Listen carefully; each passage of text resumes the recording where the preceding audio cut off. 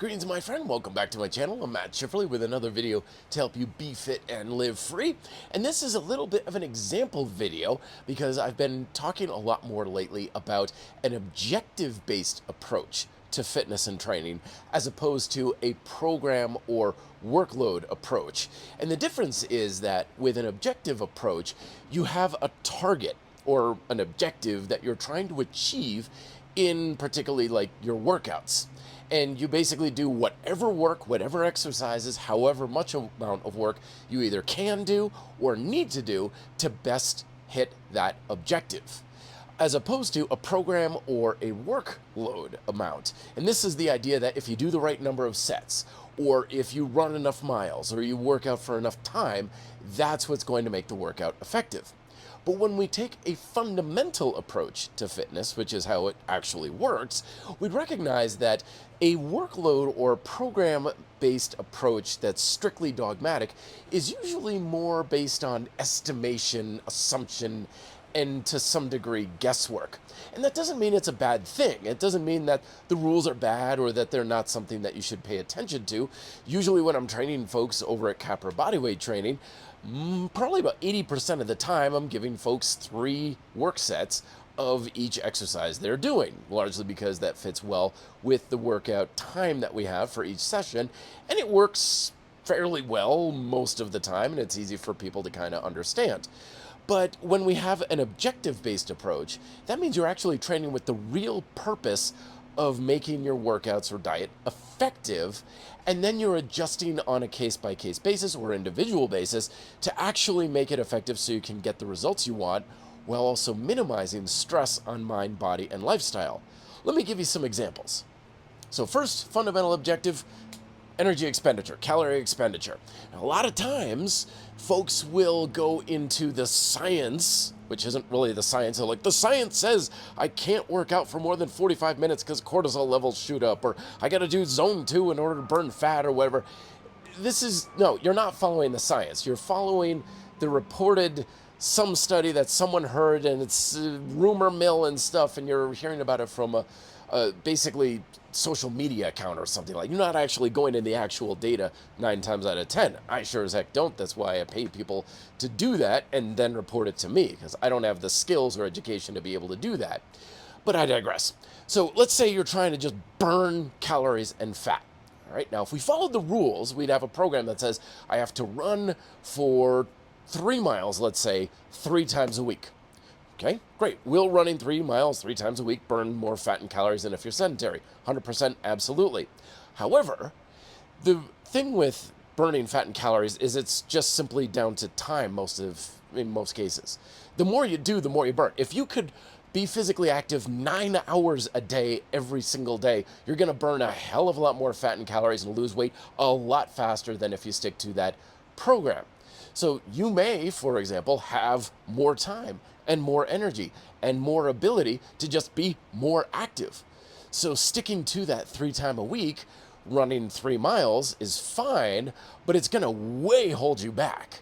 But you're only going to know that and take advantage of that if you keep the objective of burning more fat and calories in mind versus, well, the science or the expert says that if I run 3 miles 3 times a week, then that's going to make me burn fat and blah, blah, blah, blah, blah. No, don't make the program in charge, make the objective in charge. And when I say do whatever, I'm not saying do whatever and you'll be fine. I'm saying do whatever you can to achieve that objective as much as you possibly can. Sometimes you're just going to have fewer resources. You're not going to have as much time, energy, motivation, whatever, but it's still worthwhile to do what you can. But when you have the ability to do more, or you can achieve that objective more by putting in more, then by all means, keep going. Let's go with objective number 2. This is where a lot of us are going to fall into with neuromuscular conditioning, strength training most of the time. So there's 3 objectives. There's strength, there's endurance, and there's hypertrophy with this. Sub-objectives, if you will. So strength. How much tension are you getting in the muscle? This may be very much dependent upon your ability to engage your muscles and what you can do for your tension control. So let's say you're trying to build up your lats. all right? And you're like, lat pull downs. Everyone says lat pull downs are the best thing in the world. Lat pull downs, lat pull downs. And you're like, I don't know, I just don't feel it back there. It doesn't feel like I could do it very much. And it feels like I'm pushing up against the supports and yeah. But then a friend of yours talks about like farmer carries and front levers. And you're like, holy smokes, when I do these front levers, my lats are absolutely screaming. They are so tight, they are so tense. I'm putting so much tension into my lats, it's ridiculous. So what do? Well, the objective is strength. How much tension do you put into your muscles that you're trying to make stronger? Are you getting more of that from the front levers? Obviously, yes. Whenever you're looking at an objective, the thing that works best for you is usually pretty obvious. So it's like, yes, the front levers and the farmer carries, way more tension, way more strength. I can really push it when I'm doing the front levers and farmer carries. Okay, there's your answer. That's what you do. Hey, how about for endurance? Now we could have someone say, okay, in order for muscular endurance, you need to do at least 50 repetitions, or you need to be doing lightweight, or you need to be doing blah, blah, blah, blah, blah, blah, blah. Okay, great. All programs are great. Use them as a template, but change them up however you see fit in order to best achieve that objective. If you don't follow or know what that objective is, then you're just kind of groping around in the dark, hoping you're going to get what you want through association, correlation, and, well, sometimes just luck. So, for example, you're trying to improve the stamina of your legs. You want to have better muscular stamina in the legs. Okay, we've got sled pushes, and you got hill sprints, you got lunges and stuff, but you could be saying, well, okay, I can do those things, but I feel like I'm using so little resistance on the sled or anything in order to go for 40 minutes or whatever the program calls for, that I'm also feeling like I'm not really burning out. It's just more of a cardio thing. It's not the muscular endurance that I'm actually achieving. So in light of that, because we know that's our objective, then we adjust it and say, okay, more weight on the sled. We're going to shorten up the workout. We're going to get hill sprints as well on the off days. And we're going to also get some lunges, maybe some jumping. Whatever helps you achieve that objective more is what you go after. And you say, okay, that's what's going to help me do it more. That's what you do. And then finally, we have the hypertrophy stimulus. That's still a little bit of a murky thing. There's still a lot we don't know about why we actually build muscle. But for the most part now, the evidence is suggested heavily that it's about challenging our muscular work capacity. Can we effectively use up the muscle and ability as strength and endurance combination, cooking it, if you will? We want to get the muscle to a point where it's no longer really contracting very well. So for that could be a lot of different things. You could say, okay, so-and-so says that 6 sets are the best way to go. But that depends on a lot of factors. It depends on how close you're getting to failure, how much weight you're using, how much motivation you have, how much tension control you have, how much of the ability to push yourself, especially if you're working alone, could be. One day you could go into the gym and you're just ready to tear the walls down, and in 3 sets, your chest from a set of bench press or push-ups is just cooked. Well, there's no more sense in doing more volume because you're already fried. But at the same time, you could come into the gym several weeks later and you're distracted, your motivation's not high, your ability to push yourself isn't high, and after 4 sets, your muscles are still relatively fresh.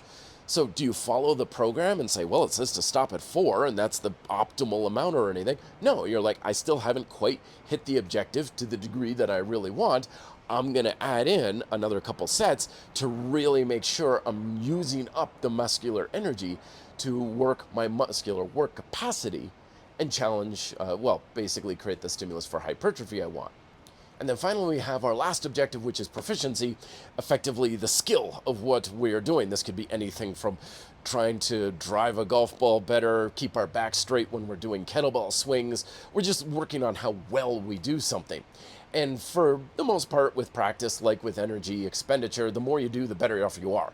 The more we practice, the better you can. But different types of practice, different exercises are also going to be more taxing, and it's only worthwhile if A, you're improving your proficiency, and B, your practice is at least sustaining your proficiency. So years ago, I knew a guy who was going to do like 1,000 side kicks every single day, and that was his rule. He's like, I'm doing 1,000 side kicks, or it might have been 500 or something, but it was a crap ton of side kicks every day. And at the end of the month, his side kicks were much, much worse they were terrible. I was like, dude, what are you doing? And it's because he was getting tired, he was getting exhausted, he was basically eroding his technique. His ability to achieve better proficiency was being compromised by that rule. So he made the workload the rule, not the objective, and as a result, his sidekicks were getting worse.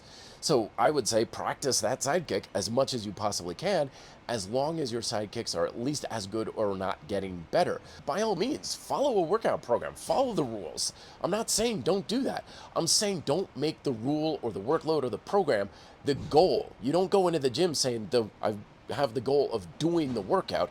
The goal is to achieve that objective. That's just general structure and guidance to help you do that. But if you can color outside the lines, bend the rules, or even flat out break them and achieve the objective further, then by all means, please do that, because you will get better results while putting in enough work, but not too much work, so that way you've got the perfect blend of both worlds. Hopefully that clears things up for you. Don't forget my books, Micro Workouts, Be Fit, Live Free. All of these address how to achieve the fundamental approach to fitness, an objective approach, so that you are for sure getting what you want out of your workouts without playing the guessing games. Link down below to rdp.com. We'll give you more resources there as well. Thank you very much for watching. Be fit and live free.